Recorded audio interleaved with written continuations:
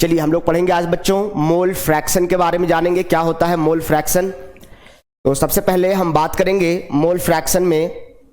मोल का मतलब होता है पार्टिकल, ध्यान समझेंगे इस बात को। मोल का मतलब क्या है? पार्टिकल। और फ्रैक्शन का मतलब क्या होता है? हिस्सा। फ्रैक्शन का मतलब क्या होता है जी? हिस्सा। देखिए मान लेते हैं कि आपके पास एक कंपोनेंट ए है और दूसरा कंपोनेंट बी है, और इन दोनों को मिलाकर आपने बनाया है सॉल्यूशन। क्या बनाया है बच्चों? सॉल्यूशन बनाया है आपने। तो ये जो आप सॉल्यूशन बनाएंगे, इस सॉल्यूशन में तो ए के भी पार्टिकल्स रहेंगे और बी के भी पार्टिकल्स होंगे। बोलो होंगे कि नहीं होंगे? भाई जब हम चीनी और पानी को मिलाकर अगर शरबत बनाएंगे तो शरबत में चीनी के भी पार्टिकल्स होंगे और पानी के भी पार्टिकल्स होंगे। होंगे कि नहीं होंगे? तो ए को हम कहते हैं सॉल्वेंट, बी को कहते हैं सॉल्यूट, और इन दोनों को मिलाकर हमने बनाया है सॉल्यूशन। तो सॉल्यूशन में ए के भी पार्टिकल होंगे, बी के भी पार्टिकल होंगे, मॉलिक्यूल्स होंगे। तो हमसे पूछा जाता है मोल फ्रैक्शन। मोल मतलब है पार्टिकल और फ्रैक्शन मतलब है हिस्सा। इस सॉल्यूशन में ए के कितने पार्टिकल्स हैं? सिर्फ ए के कितने पार्टिकल्स हैं उसको बोलेंगे मोल फ्रैक्शन ऑफ ए। इस सॉल्यूशन में सिर्फ बी के कितने पार्टिकल्स हैं उसको बोलेंगे मोल फ्रैक्शन ऑफ बी। नहीं समझे? जैसे उदाहरण के लिए इस क्लासरूम में मान लीजिए गर्ल्स और बॉयज दोनों बैठे हैं, तो गर्ल्स और बॉयज यानी स्टूडेंट्स को अगर हम थोड़ी देर के लिए क्या कहें? मोल कहें, पार्टिकल कहें, तो गर्ल्स की सिर्फ संख्याओं को क्या बोलेंगे? Mole fraction of girls. और बॉयज की संख्याओं को क्या बोलेंगे? Mole fraction of boys. Mole मतलब पार्टिकल, फ्रैक्शन मतलब हिस्सा। टोटल पार्टिकल जो क्लासरूम में मौजूद है उसमें से लड़कों का कितना हिस्सा है उसको बोलेंगे मोल फ्रैक्शन ऑफ बॉयज, और लड़कियों का जो हिस्सा है उसको बोलेंगे मोल फ्रैक्शन ऑफ गर्ल्स। तो यहां पर अगर हमको मान लीजिए सिर्फ ए का अगर हमको मोल फ्रैक्शन निकालना है, किसी एक कंपोनेंट का मोल फ्रैक्शन निकालना है, तो कैसे निकालेंगे? देखिए इसका डेफिनेशन क्या कहता है? It is defined as the ratio of. ये क्या है? रेशियो है। जैसे कहने का मतलब है कि अगर आपको मान लीजिए कि मोल फ्रैक्शन निकालना है, सपोज दैट मान लीजिए आपको अगर क्या निकालना है? ए का मोल फ्रैक्शन फाइंड करना है, तो कैसे करेंगे देखते हैं, समझते हैं जरा, देखिएगा ध्यान से। हमने कहा कि मान लीजिए आपके पास एक कंपोनेंट ए है, दूसरा कंपोनेंट बी है, और इन दोनों को मिलाकर आपने बनाया है सॉल्यूशन। तो इस सॉल्यूशन में क्या होगा? ए के भी पार्टिकल्स मौजूद होंगे, बी के भी पार्टिकल्स मौजूद होंगे। अब अगर हमको कहता है कि ए का हिस्सा निकालिए, यानी it means you have to find mole fraction of A निकालना है। क्या निकालना है? Mole fraction of A. देखो मोल फ्रैक्शन को हम लोग ग्रीक अल्फाबेट काई से रिप्रेजेंट करते हैं। कैसे रिप्रेजेंट करते हैं? काई से रिप्रेजेंट करते हैं। तो अगर हमको मोल फ्रैक्शन ऑफ ए निकालना है, तो जिसका मोल फ्रैक्शन निकालना है, अगर ए का निकालना है, तो हम क्या करेंगे? ऊपर में लिखेंगे number of moles of A divided by total number of moles divided by total number of moles present in the solution. Total number of moles present in the solution. Solution में टोटल कितने moles present हैं, ऐसे ए का mole fraction निकलेगा। यानी number of moles of ए को short में लिखेंगे एन ए, और नीचे टोटल मोल्स को लिखेंगे N A plus N B. क्यों भाई? क्योंकि सॉल्यूशन सिर्फ दो ही चीज से मिलकर बना है, ए और बी से। तो अगर हमको ए का मोल फ्रैक्शन निकालना है, जिसका निकालना है, तो उसका नंबर ऑफ मोल्स ऊपर रखेंगे और divided by total number of moles. अब सॉल्यूशन दो चीज से मिलकर बना है, ए और बी से, तो हम क्या करेंगे? Chi A is equal to N A by N A plus N B. समझ में आया? यानी कहने का मतलब क्या हुआ कि अगर आपको मोल फ्रैक्शन ए का निकालना है, काई ए निकालना है, तो आप लिखेंगे number of moles of A divided by number of moles of A plus number of moles of B. उसी प्रकार अगर मान लीजिए कि आपको मोल फ्रैक्शन निकालना है, बी का निकालना है, किसका निकालना है? मोल फ्रैक्शन बी का निकालना है, काई बी निकालना है, तो इसको निकालने का फॉर्मूला क्या हो जाएगा? अगर बी का निकाल रहे हैं तो ऊपर में नंबर ऑफ मोल्स किसका रखेंगे? बी का, और डिवाइडेड बाय क्या रखेंगे? Total number of moles present in the solution. Total number of moles present in the solution. Solution में कितने नंबर ऑफ मोल्स प्रेजेंट है ये निकालेंगे। इसका मतलब हम कह सकते हैं क्या कि काई बी इज इक्वल टू लिख सकते हैं N B by N A plus N B. अगर बी का निकाल रहे हैं तो ऊपर में किसका नंबर ऑफ मोल्स रखेंगे, बी का, बाई नीचे क्या रखेंगे, टोटल नंबर ऑफ मोल्स। अगर ए का मोल फ्रैक्शन निकाल रहे हैं तो ऊपर में क्या रखेंगे, ए का number of moles divided by total number of moles present in the solution. Simple सा क्वेश्चन हो। यहां से ध्यान रखने की जरूरत है, ऊपर में भी आप नंबर ऑफ मोल्स ले रहे हैं, नीचे में भी आप नंबर ऑफ मोल्स ले रहे हैं, तो इसका यूनिट क्या होगा, इसका कुछ यूनिट नहीं होगा। जैसे देखिए क्या लिखा हुआ है, इट इज यूनिटलेस। अगला पॉइंट क्या है, it is independent of temperature of solution, यानी सॉल्यूशन को गर्म करें, सॉल्यूशन को ठंडा करें, उसके सॉल्यूशन के मोल फ्रैक्शन में, उसके हिस्सेदारी में कोई परिवर्तन नहीं हो जाएगा। ठीक है, अब जाहिर सी बात है कि सॉल्वेंट की मात्रा ज्यादा होगी सॉल्यूशन में, तो सॉल्यूशन का मोल फ्रैक्शन भी क्या होगा, ज्यादा होगा। एक बात और समझने की जरूरत है, एक बात और समझने की जरूरत है कि सॉल्यूशन अगर दो चीज से मिलकर बना है, तो हम जानते हैं कि सॉल्यूशन जब भी बनता है तो कितना बनता है, 100% बनता है। तो परसेंटेज में ना 100 होता है, फ्रैक्शन में क्या बोलेंगे इसको, फ्रैक्शन में 1 बोलेंगे। यानी 100% को परसेंटेज में मैक्सिमम को 100 बताते हैं और फ्रैक्शन में 1 कहते हैं। यानी हम कह सकते हैं क्या, mole fraction of A plus mole fraction of B is equal to 1 कह सकते हैं कि नहीं कह सकते हैं। अरे ए का हिस्सा और बी का हिस्सा, दोनों के हिस्सा को जोड़ेंगे तो 100% होगा कि नहीं होगा, परसेंटेज में ना 100 होगा, फ्रैक्शन में क्या होगा, जब परसेंटेज में 100 है तो फ्रैक्शन में 1 होगा। तो हमेशा याद रखना है chi A plus chi B is equal to हमेशा क्या होता है, 1 होता है। अब अगर मान लीजिए आपने यहां इतना मेहनत करके काई ए निकाला, N A by N A plus N B, तो दोबारा काई बी निकालने के लिए आपको इतना दोबारा मेहनत करना नहीं चाहिए। आप सिंपली क्या निकाल सकते हैं, जब काई ए निकाल ही चुके हैं और जब काई बी निकालना है तो ऐसे भी निकाल सकते हैं, लेकिन इतना मेहनत क्यों करें, काई बी तो यहां से बहुत आसानी से निकल जाएगा। क्या निकल जाएगा, काई बी इज इक्वल टू क्या हो जाएगा, 1 माइनस काई ए। तो कभी यह बात हमको पता है कि काई ए प्लस काई बी 1 होता है, तो अगर हमको काई बी निकालना है तो काई बी निकालने के लिए हम क्या करेंगे, 1 माइनस काई ए कर देंगे, तो उससे क्या हो जाएगा, बहुत ही इजीली मेरा मोल फ्रैक्शन ए और बी निकल जाएगा। अगर मान लीजिए सॉल्यूशन 3 कंपोनेंट से मिलकर बना होता, ए बी सी 3 चीज से मिलकर बना होता, तो हमारा जो यहां पर फॉर्मूला था chi A is equal to N A by N A plus N B plus N C भी हो जाता, क्या हो जाता, प्लस एन सी। अगर 3 चीज से मिलकर बना है तो टोटल मोल क्या होगा, ए का भी हिस्सा लेंगे, बी का भी लेंगे और सी का भी लेंगे। समझ में आ रहा है कुछ बात, चलो।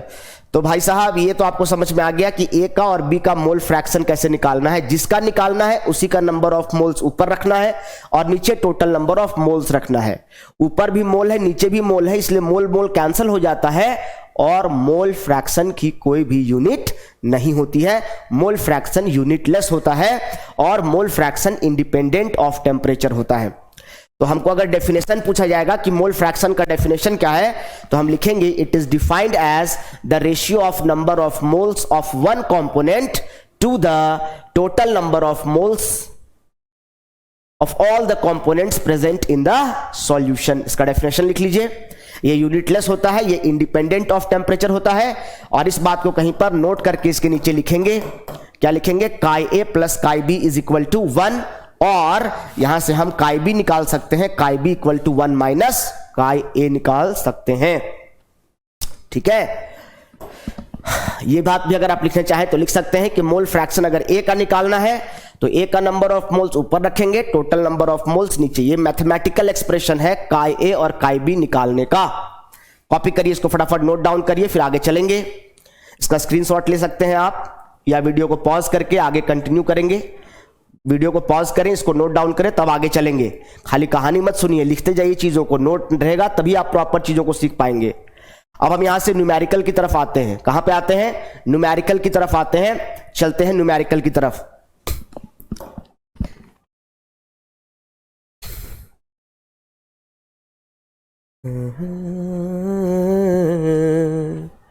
एक छोटा सा क्वेश्चन है, देखिए तो हम लोग से बनता है कि नहीं बनता है, जरा ट्राई करेंगे इस सवाल को। क्वेश्चन को ध्यानपूर्वक पढ़ेंगे। ये आपके डीपीपी का क्वेश्चन है, क्वेश्चन नंबर तो मुझे याद नहीं है, लेकिन आप इसको पढ़ेंगे सवाल को और देखिए, समझने की कोशिश कीजिए क्वेश्चन में क्या कह रहा है। कहता है कि what is the mole fraction of glucose in 10% weight by weight glucose solution एक ग्लूकोज का सॉल्यूशन है, यानी ग्लूकोज और वाटर को मिलाकर एक सॉल्यूशन बनाया जाता है जिसमें 10% ग्लूकोज है और 90% क्या है, वाटर है, और इन दोनों को मिलाकर क्या बनाया जाता है बच्चों, सॉल्यूशन बनाया जाता है। तो बताइए इसमें ग्लूकोज का परसेंटेज कितना है। चलिए देखते हैं बना करके। तो सबसे पहले क्वेश्चन में क्या कह रहा है आपको, क्वेश्चन में कह रहा है कि ग्लूकोज और वाटर को मिलाकर एक सॉल्यूशन बनाया जाता है। चलो बनाते हैं पहले। तो ग्लूकोज है C6H12O6 और दूसरा आपके पास है वाटर, और इन दोनों को मिलाकर भाई साहब आपने बनाया है सॉल्यूशन। क्या बनाया है, सॉल्यूशन बनाए हैं। इसमें कहता है, देखो यहां पे देखो ध्यान से, ग्लूकोज का परसेंटेज दिया है आपको, यहां पे डेटा यही दिया हुआ है। सॉल्यूशन हमेशा 100% रहता है और 100% के सॉल्यूशन में ग्लूकोज का परसेंटेज कितना दिया हुआ है, 10% दिया हुआ है। ये 10% दिया हुआ है और लेना क्या है, वेट बाय वेट, यानी अगर सॉल्यूशन 100 ग्राम का है तो 100 ग्राम में ग्लूकोज कितना ग्राम है, 10 ग्राम है। इसका मतलब अगर 10 ग्राम ग्लूकोज है, इसका मतलब हम कह सकते हैं कि 90 ग्राम वाटर है। अब वाटर ज्यादा अमाउंट में है तो हम कह सकते हैं कि वाटर सॉल्वेंट है, सॉल्वेंट को A, और ग्लूकोज को कह सकते हैं कि ये सॉल्यूट है। चलिए अब दोनों का मास दिया है, क्या दोनों का मोल निकल जाएगा। चलो पहले आप क्या करो, मोल फ्रैक्शन, मोल निकालो। आप मोल किसका निकालोगे, नंबर ऑफ मोल्स निकालो। किसका नंबर ऑफ मोल्स निकालोगे, पहले ग्लूकोज का नंबर ऑफ मोल्स निकालो। चलिए तो लिखते हैं number of moles of glucose, number of moles of B बोल रहे हैं, ग्लूकोज लिखना बार बार संभव नहीं है तो लिखते हैं number of moles of B. अब अगर हमको बी का नंबर ऑफ मोल्स निकालना है तो बी का मास रखेंगे बाय बी का मोलर मास। नहीं समझे, अरे भाई नंबर ऑफ मोल्स निकालने का फॉर्मूला क्या होता है, मास बाई मोलर मास होता है कि नहीं होता है। चलिए बताइए बी का मास कितना दिया हुआ है, 10। बी मतलब ग्लूकोज, और ग्लूकोज का मोलर मास कितना होता है, 1/80, यानी इसको क्या कहेंगे, 1/18 कहेंगे। तो भाई 1/18 क्या होगा बताइए, 0 पॉइंट डेसिमल देंगे, 0 पॉइंट इसका डेसिमल देंगे, या फिर इसको फ्रैक्शन रहने दो, 0 पॉइंट लिख लो इसको। अब 18 का टेबल में 1 तो आएगा नहीं, डेसिमल देंगे तो 10 हो जाएगा, छोटा है तो 0 देंगे तो 100 हो जाएगा। 18 5 90, फिर कितना बच गया 10, तो डेसिमल दिया 100 हो जाएगा, 18 5 90, यानी 0.055। ये क्या निकल कर आ गया, मोल फ्रैक्शन निकल कर आ गया। चलिए 0.055 इसका मोल फ्रैक्शन निकल करके आ गया। इसी प्रकार अगर मान लीजिए कि हमको नंबर ऑफ मोल्स ए का निकालना है, किसका निकालना है बच्चों, number of moles of A निकालना है, तो ए का मास कितना दिया हुआ है, वाटर का मास 90 और वाटर का मोलर मास कितना होता है 18। अब अगर आप वाटर का ही मोलर मास निकालने नहीं जानते हैं, ग्लूकोज का मोलर मास निकालना नहीं जानते हैं, तब तो गड़बड़ है ना बच्चों। मोलर मास हमने लास्ट क्लास में भी निकालना आपको सिखाया है। सभी एटम का एटॉमिक मास देखिए और जोड़ दीजिए। ऑक्सीजन का एटॉमिक मास 16 होता है और हाइड्रोजन का 1 होता है, तो 2 हाइड्रोजन का 2 और ऑक्सीजन का 16, तो 16 और 2 कितना हो गया 18। 18 का टेबल 5 टाइम पढ़ेंगे तो 18 5 आर 90। इसका मतलब क्या निकल गया, number of moles of A भी निकल गया और number of moles of B निकल गया। अब हमको क्या करना है, मान लीजिए हमको मोल फ्रैक्शन क्या निकालना है, ग्लूकोज का निकालना है, यानी सॉल्यूट का निकालना है। तो काई बी इज इक्वल टू क्या हो जाएगा बताइए, N B by N A plus N B, होगा कि नहीं होगा। अब बताइए बी का नंबर ऑफ मोल्स कितना है, तो बी का नंबर ऑफ मोल्स है 0.055 और ए का कितना है 5 और बी का कितना है 0.055। इसको सॉल्व करेंगे तो क्या हो जाएगा, इसको सॉल्व कर लोगे आप, क्या हो जाएगा 0.055 डिवाइडेड बाई ये क्या हो जाएगा 5.055। इसको सॉल्व करेंगे तो क्या होगा, देखिए यहां तक तो सर हम भी कर लेते हैं सर, यहां के बाद तो हमसे नहीं होता है, यहां तक तो सर मैं भी कर लेता हूं, इसके बाद ही नहीं होता है। इसके बाद का क्या सीन है देखते हैं। यहां पे कितने अंक बाद डेसिमल है, 3 डिजिट्स बाद, यहां पर कितना है 3 डिजिट्स के बाद, तो डेसिमल डेसिमल कैंसिल हो गया, ऊपर बचा 55 और नीचे बचा 5055। 5 का टेबल पढ़ लीजिए ना, 5 का टेबल कितना 11 टाइम्स पढ़ेंगे, 5 का टेबल कितना बार पढ़ेंगे 1011। 1011 को 5 बार पढ़ेंगे तो 5055 हो जाएगा ना। अब 11 का आपके पास आ गया 11/1011, क्या होगा बताइए, डेसिमल देंगे तो 110 हो जाएगा। तो फिर डेसिमल देंगे तो 100 हो जाएगा ना। 11 का टेबल व डेसिमल दिए तो भाई 110 हो गया, 1100 हो गया। इसका मतलब कितना टाइम पढ़ेंगे, 1 टाइम पढ़ेंगे तो 0.01 कितना हो गया, 0.01, यानी option A will be the correct answer. अगर ए वाला टफ लग रहा था तो आप ऐसे भी निकाल सकते थे, पहले नंबर ऑफ मोल्स ऑफ ए निकाल लेते, आई मीन काई ए निकाल लेते, और जब काई ए निकल जाता तो 1 माइनस काई बी करके भी निकाल लेते, उससे आसानी से कैलकुलेशन होता। लेकिन उससे ना दोनों ऑप्शन बहुत करीबी मामला है। देखो 0.01, 0.02 बहुत करीबी का मामला है, ऑप्शन बहुत सोच समझ कर दिया गया है। तो अगर आप पहले काई ए निकालते और फिर 1 माइनस काई बी करते, 1 माइनस काई ए इज इक्वल टू काई बी निकालते ना, तो आपका आंसर यहां पे 0.02 आ जाता। तो अगर आपको सिर्फ बी का मोल फ्रैक्शन यानी ग्लूकोज का मोल फ्रैक्शन निकालने बोला है, यानी बी का मोल फ्रैक्शन निकालने बोला है, तो इसको ऐसा ही बनाते तब जाकर के सही आंसर आएगा। अदरवाइज पहले आप अगर गलती से काई ए निकाल दिए और फिर 1 माइनस काई ए इज इक्वल टू काई बी करेंगे ना, तो आंसर अप्रॉक्स में 0.02 आ जाएगा। तो आप बी ऑप्शन मार्क के आ जाइएगा। इतना करीबी क्वेश्चन नहीं देना चाहिए, ऑप्शन में कभी दिया नहीं जाता है जनरली बोर्ड लेवल में, ये बोर्ड का क्वेश्चन नहीं है, इसी कारण से आपको इतना नियरेस्ट में ऑप्शन आपको दिया है। जनरली बोर्ड में आपको थोड़ा डिफरेंस करके आंसर ऑप्शंस दिए जाते हैं। आशा करते हैं आपको समझ में आया होगा। अगर नहीं समझ में आया जिन बच्चों को, तो सबसे पहले मैं एक बार फिर से उनके लिए समझाना चाहता हूं। देखो हुआ क्या है, सबसे पहले क्वेश्चन में कहता है कि ग्लूकोज का सॉल्यूशन है। क्या चीज का सॉल्यूशन है, ग्लूकोज का है, इसीलिए ग्लूकोज और वाटर को मिलाकर हमने क्या बनाया है, सॉल्यूशन। सॉल्यूशन हमेशा 100% होगा, और जो भी परसेंटेज दिया है इसमें ग्लूकोज का परसेंटेज दिया है 10%, और बोलता है कि जो भी परसेंटेज है उसको वेट बाय वेट लेना है, यानी मास में लेना है दोनों को। किसको, सॉल्यूट को भी मास में लेना है और सॉल्यूशन को भी क्या चीज में लेना है, मास में लेना है। मास में लेना है मतलब क्या लेना है, ग्राम में लेना है। इसीलिए सॉल्यूशन को हमने 100 ग्राम लिया और ग्लूकोज का मास जो कि 10% था उसको 10 ग्राम लिए। अब 100 ग्राम में 10 ग्राम सॉल्यूट हो गया तो 90 ग्राम क्या हो जाएगा, सॉल्वेंट। सॉल्वेंट को ए बोल रहे हैं और सॉल्यूट को बी बोल रहे हैं। ग्लूकोज का मास, अब देखो बी का यानी ग्लूकोज का नंबर ऑफ मोल्स निकालना है, तो ग्लूकोज का मास और ग्लूकोज का मोलर मास। ग्लूकोज का मास कितना दिया है 10, ग्लूकोज का मोलर मास कितना है 180। 10 को डिवाइड किए 180 से तो सॉल्व करने पर वैल्यू आया 0.055। कितना आया 0.055।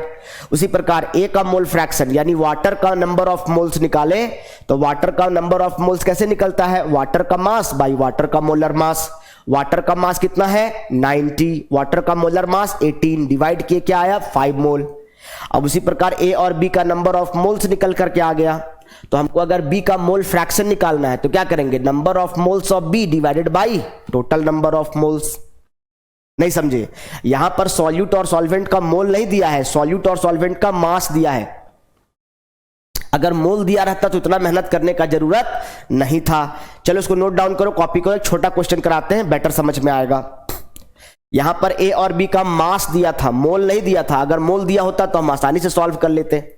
जैसे एक क्वेश्चन करके दिखाते हैं आपको मोल वाला, इसको कॉपी करिए, नोट डाउन करिए, फिर आगे चलते हैं। चले बच्चों, चलो देखो next.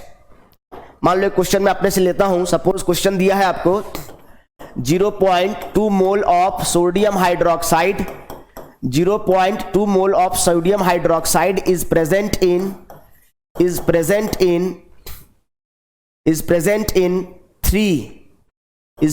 in 3 mole of water, is present in 3 mole of water to make solution, present in 3 mole of water to make solution। अब क्वेश्चन कहता है कि find the mole fraction of each component. सवाल लिखते जाएंगे मेरे साथ साथ। Find the mole fraction of each component. इस बार क्वेश्चन में ना दोनों कंपोनेंट का मास नहीं दे करके दोनों कंपोनेंट का मोल दे दिया है, पका पकाया। तो डायरेक्ट हम क्या करेंगे, मोल दे दिया है, direct mole fraction find out करेंगे। पहले सवाल को समझिए क्या क्या दिया है। एक आपके पास सोडियम हाइड्रोक्साइड है और दूसरा आपके पास क्या है, वाटर है। तो सोडियम हाइड्रोक्साइड और वाटर को मिलाकर एक सॉल्यूशन बनाया गया है। तो ये आपके पास सोडियम हाइड्रोक्साइड है, ये आपके पास वाटर है, और इन दोनों को मिलाकर क्या बनाया गया है, सॉल्यूशन बनाया गया है। यहां पर सोडियम हाइड्रोक्साइड के बारे में क्या बोला है, 0.2 मोल है, इसके बारे में। वाटर के बारे में क्या बोला है, 3 मोल है, तो हम वाटर का क्या लिखेंगे, 3 मोल है। ज्यादा मात्रा में कौन है बच्चों, वाटर है, ये 3 मोल है, तो वाटर को क्या कहोगे, सॉल्वेंट यानी ए, और सॉल्यूट को क्या कहोगे, सोडियम हाइड्रोक्साइड को बी कहोगे। अब बताइए आपको क्या दिया है, नंबर ऑफ मोल्स ऑफ ए दिया हुआ है, ए का नंबर ऑफ मोल्स दिया है, कितना दिया है, 3 मोल, और बी का number of moles, N B मतलब number of moles of B, B का नंबर ऑफ मोल्स कितना दिया है, 0.2 मोल दिया है।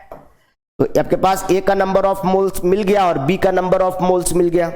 अब क्या निकालने बोला है, यू हैव टू फाइंड काई ए सपोज निकालना है, मोल फ्रैक्शन ऑफ ए निकालना है।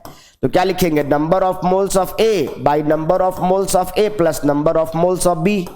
बताइए number of moles of A कितना है, 3/3 प्लस 0.2, तो क्या हो जाएगा बताइए, 3 या इसको लिख सकते हैं 3.2, क्या इसको लिख सकते हैं 30/32, बोलो ना, लिख सकते हैं कि लिख सकते हैं, डेसिमल हटाए हैं 10 ऊपर चला गया है, तो 32 का टेबल में 30 आएगा नहीं, डेसिमल देंगे तो कितना हो जाएगा 300।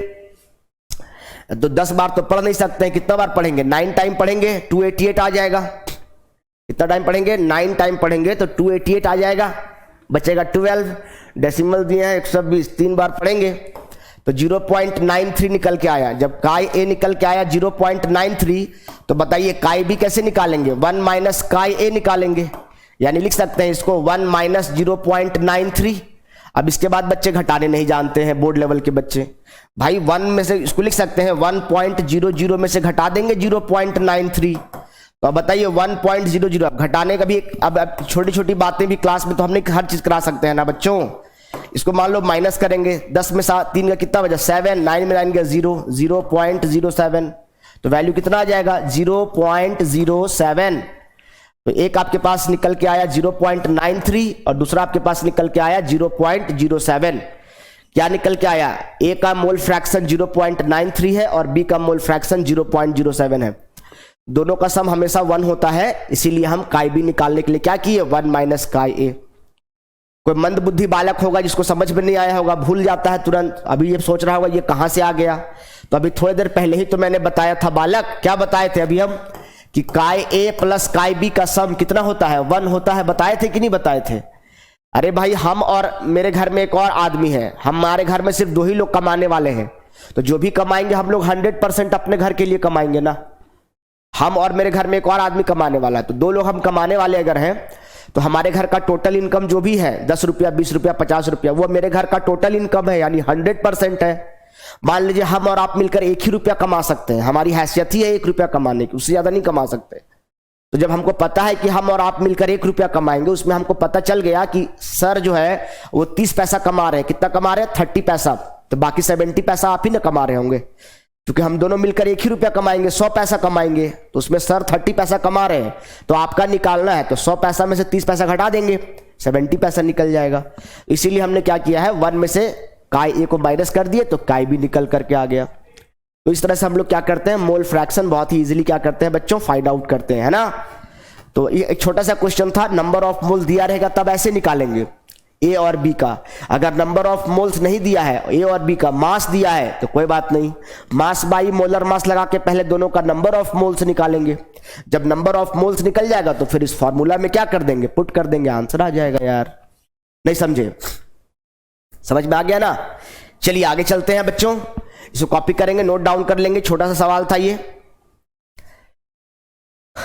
चलिए अगला चलते हैं हम लोग और लेते हैं कुछ दूसरा सवाल।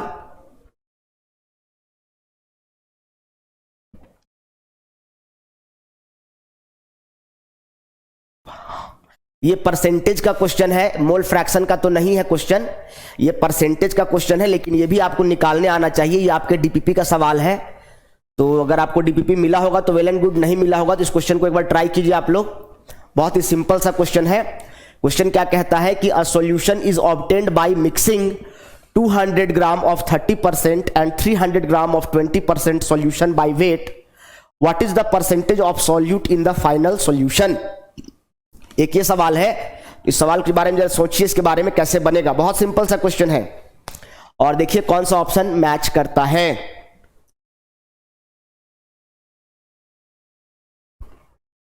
ट्राई कीजिए, बनाइए, देखिए बना पाते हैं कि नहीं। बहुत इसमें परसेंटेज, इसमें तो केमिस्ट्री लग ही नहीं रहा है, स्टैंडर्ड 5 का मैथ्स लग रहा है इसमें बस।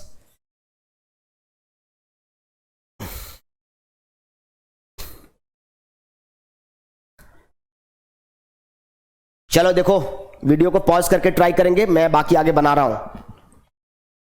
सबसे पहले क्वेश्चन क्या कहता है, देखो कौन कौन सा चीज मिलाया गया है। क्वेश्चन क्या कह रहा है, सिंपल परसेंटेज है, एक सॉल्यूशन दो चीज के मिलने से बना है। एक सॉल्यूशन है 200 ग्राम का, उसमें 30% सॉल्यूट है। एक सॉल्यूशन है मान लेते हैं ए, एक दूसरा सॉल्यूशन है मान लेते हैं बी, ठीक है, और इन दोनों को मिलाकर एक तीसरा सॉल्यूशन बनाए। इसको ए भी बोलेंगे तो आपको समझ में नहीं आएगा, फिर इसको बोलते हैं मान लीजिए 1 2 बोलते हैं, ठीक है, तो ज्यादा बेटर समझेंगे आप।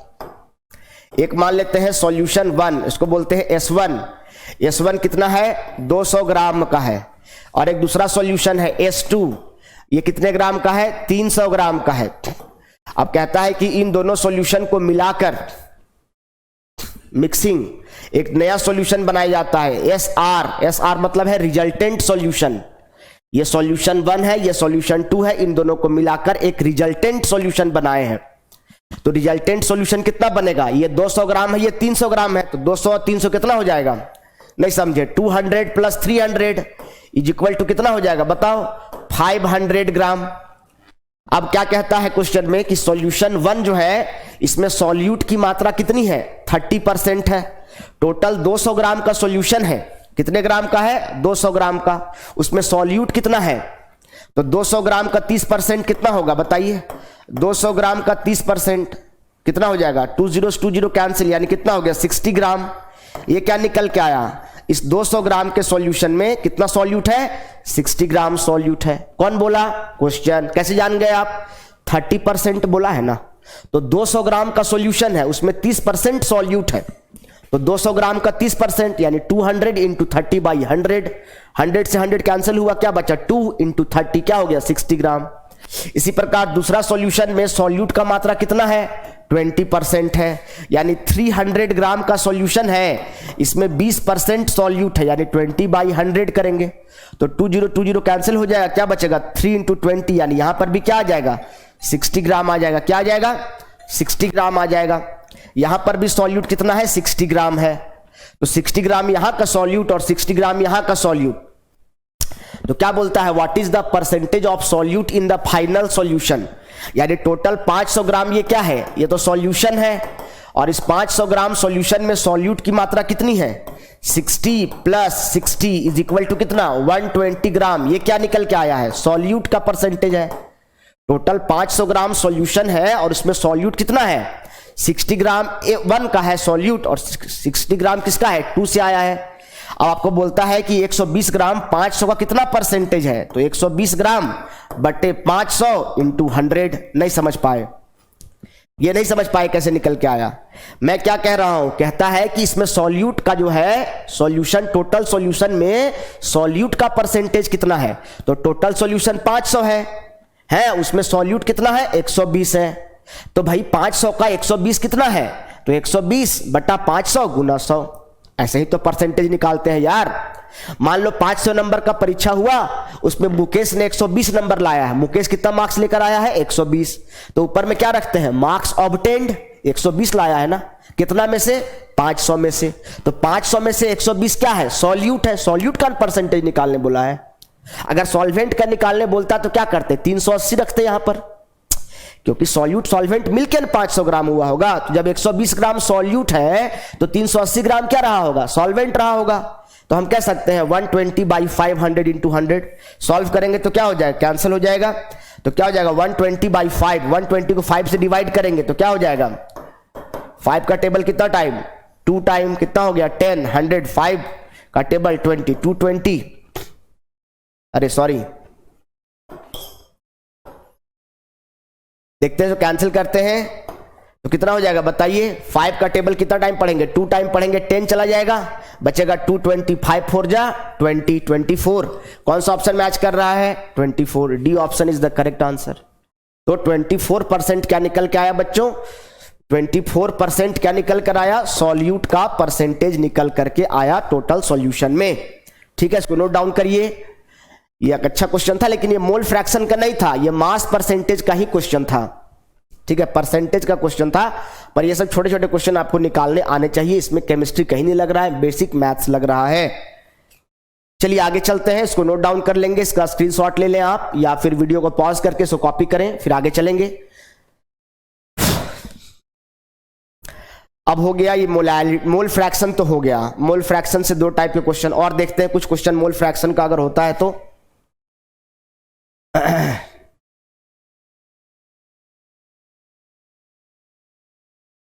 हाँ, ये भी एक अच्छा क्वेश्चन है, पर बच्चे इसमें परेशान रहते हैं। क्लास में क्वेश्चन दिया गया बनाने के लिए तो हंसने लगा बच्चा लोग, ये क्वेश्चन ही नहीं बना। होमवर्क दिए थे बनाने के लिए, छोटा सा क्वेश्चन था, इसी में बच्चे फंस गए। इसको ट्राई करना है एक बार आपको, इतना सिंपल सिंपल सा सवाल है, बस थोड़ा सा क्वेश्चन जरूरी नहीं ना है जी कि एकदम जैसा एकदम सिंपल ए बी दे दिया निकालने बोल दिया।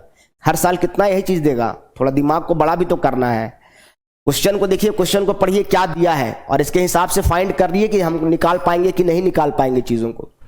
क्वेश्चन क्या कहता है, the mole fraction of ethanol, mole fraction of ethanol in 5 molal aqueous alcohol solution is, यानी इथेनॉल का एक सॉल्यूशन है और उस सॉल्यूशन का मोलैलिटी दिया हुआ है। कितना दिया हुआ है? 5 मोलल।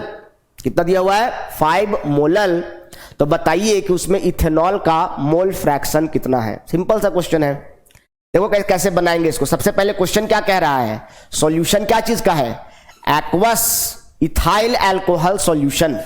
इसका मतलब ये हुआ कि C2H5OH ये इथेनॉल है और दूसरा आपके पास वाटर है, और इन दोनों को मिलाकर एक सॉल्यूशन बनाया जाता है। इन दोनों को मिलाकर क्या बनाया जाता है? इथेनॉल और वाटर को मिलाकर एक सॉल्यूशन बनाया जाता है। और ये सॉल्यूशन का कंसंट्रेशन भाई साहब क्वेश्चन में दिया हुआ है। कितना दिया हुआ है? 5 मोलल दिया है। ये सॉल्यूशन कितना गाढ़ा है जी? 5 मोलल दिया है। इसका मतलब मोलैलिटी दिया है। अब बताओ बच्चों, क्या हम 5 मोलल को लिख सकते हैं 5 मोल पर KG?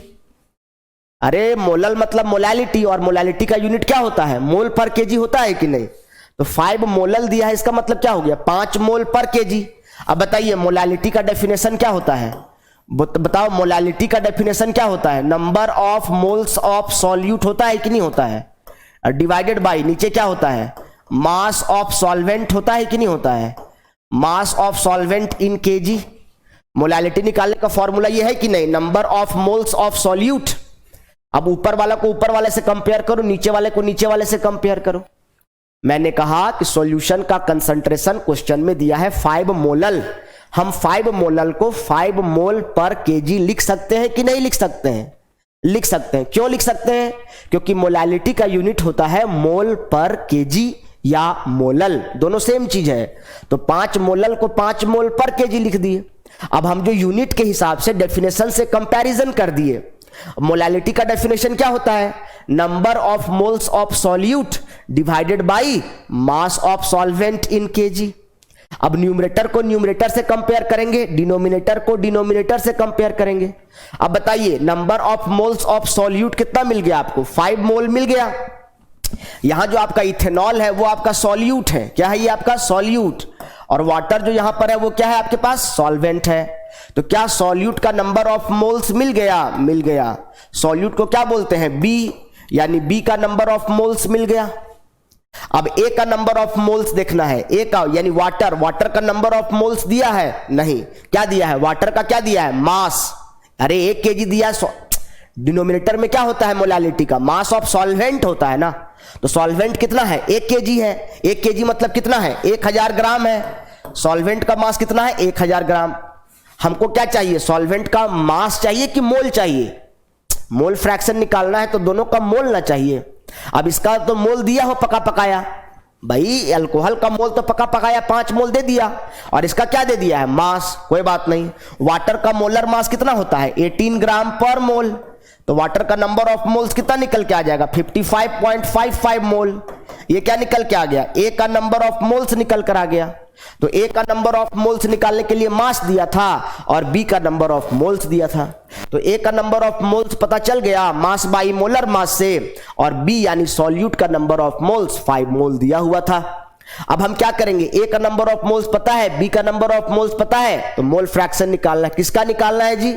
The mole fraction alcohol का, यानी बी का निकालना है। कोई बात नहीं, बी का निकालना है तो निकालते हैं। इसका मतलब क्या है कि you have to find chi B. अब मोल फ्रैक्शन निकालना है N B by N A plus N B. यहां पर ए वाटर है और बी क्या है, अल्कोहल है। चलो देखो जरा, ऊपर में क्या है, बी, ऊपर में क्या है, बी है ना। देखो बी का नंबर ऑफ मोल्स कितना है, 5 है, और इसका कितना है 55.55। तो बी का नंबर ऑफ मोल्स दिया है 5 और ए का कितना दिया है 55 ए का कितना दिया है 55.55, 55.55 प्लस 5, ऐसे ही तो निकलेगा भाई। बी का नंबर ऑफ मोल्स कितना 5 और ए का कितना 55.55, मोल वाटर का निकल के आया, और अल्कोहल का कितना है 5। इसको जोड़ेंगे तो कितना हो जाएगा 5 बाई 60.5, 60.55 हो जाएगा कि नहीं हो जाएगा 60.55। इसको सॉल्व करेंगे तो क्या हो जाएगा बताइए, ऊपर में क्या चला जाएगा, 2 अंक बाद है 500 और यहां क्या हो जाएगा 6055 होगा कि नहीं होगा। जब देखिए कौन सा ऑप्शन मैच करेगा, इसको सॉल्व कर देंगे, आंसर आ जाएगा। क्या था क्वेश्चन, ये तो देखो, तो डी ऑप्शन तो मैच नहीं किया भाई साहब, डी ऑप्शन तो मैच नहीं किया, ए ऑप्शन मुझे लग रहा है कि मैच करेगा। इसको सॉल्व करिए, इसका आंसर आएगा 0.082। क्या आएगा 0.082 आएगा। और देखो ये किसके बराबर है, ए ऑप्शन के बराबर है। डी ऑप्शन में क्या कह रहा है 5/55.55, क्या 5/55.55 आया है, नहीं, क्या आया है 5/60.55 आया है। और इसको जब सॉल्व करेंगे, डिनोमिनेटर बहुत ज्यादा है, वैल्यू 0.082 वाला ही ऑप्शन मैच करेगा। यानी हम कह सकते हैं कौन सा ऑप्शन आ गया है, ऑप्शन ए आ गया है। तो इस तरह से भी आप मोल फ्रैक्शन निकाल सकते हैं। अगर ऐसा क्वेश्चन मोलैलिटी दिया हो तब भी आप मोल फ्रैक्शन निकाल सकते हैं। ये नहीं कि डेटा इनसफिशिएंट है, क्वेश्चन नहीं बनेगा, तो ये सब लॉजिक मत लगाइए। बनेगा, क्यों नहीं बनेगा, जितना मुझे आता है मैं सब आपको बताते जा रहा हूं, तो फिर जितना मैं कैसे बना लेता हूं आप कैसे नहीं बना पाते हैं। इसका मतलब है लैक ऑफ प्रैक्टिस। आप भी अभ्यास करेंगे तो 15 दिनों में 20 दिनों में धीरे धीरे आप भी सवालों को बनाने लग जाएंगे। चलो बच्चों आगे चलते हैं। इसके बाद तो मोल फ्रैक्शन से आई थिंक सो आपका क्लियर हो गया कॉन्सेप्ट। मोल फ्रैक्शन से क्वेश्चन अब आपका बन जाएगा। अब मोल फ्रैक्शन के बाद आगे हम लोग चलते हैं और आगे पढ़ेंगे हम लोग अब नॉर्मेलिटी पढ़ेंगे। क्या पढ़ेंगे प्यारे, नॉर्मेलिटी पढ़ेंगे। चलिए तो अब नेक्स्ट आते हैं और हम पढ़ेंगे नॉर्मेलिटी पर। ये थोड़ा बड़ा टॉपिक है, इसको ध्यान से समझेंगे, ठीक है। चलिए नॉर्मेलिटी की तरफ आगे चलते हैं।